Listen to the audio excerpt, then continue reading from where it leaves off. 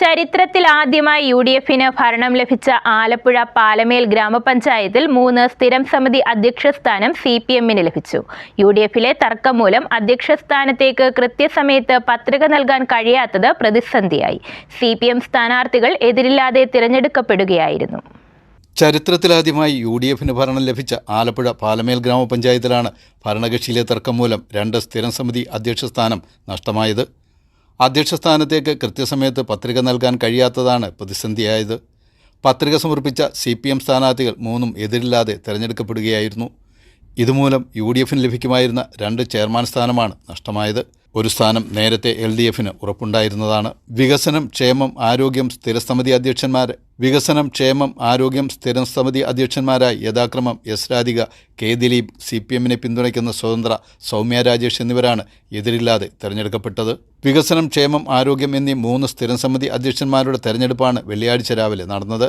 10:45 വരെയായിരുന്നു nomination നൽകേണ്ടിയിരുന്നത്. LDF അംഗങ്ങൾ യഥാസമയം നോമിനേഷൻ നൽകി. എന്നാൽ UDF അംഗങ്ങൾ നിശ്ചിത സമയം കഴിഞ്ഞ് എത്തിയതിനാൽ നോമിനേഷൻ സ്വീകരിച്ചില്ല. ഇതോടെ CPM അംഗങ്ങൾ വിജയിച്ചതായി വരണാധികാരി പ്രഖ്യാപിക്കുകയായിരുന്നു.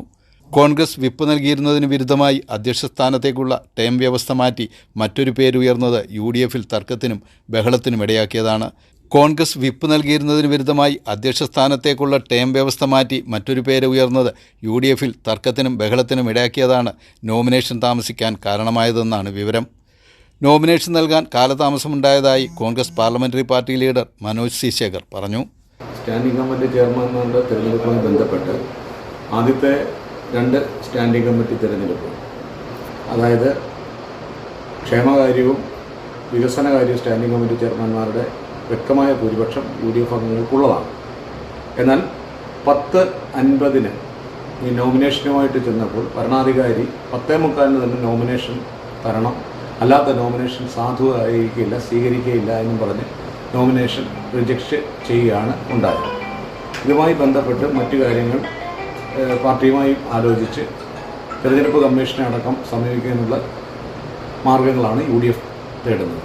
തെരഞ്ഞെടുപ്പ് നടപടിക്രമങ്ങളിൽ വരണാധികാരിയുടെ ഭാഗത്ത് വീഴ്ചയുണ്ടെന്നും തെരഞ്ഞെടുപ്പ് കമ്മീഷന് പരാതി നൽകുമെന്നും മനോജ് അറിയിച്ചു. News bureau, Charummood.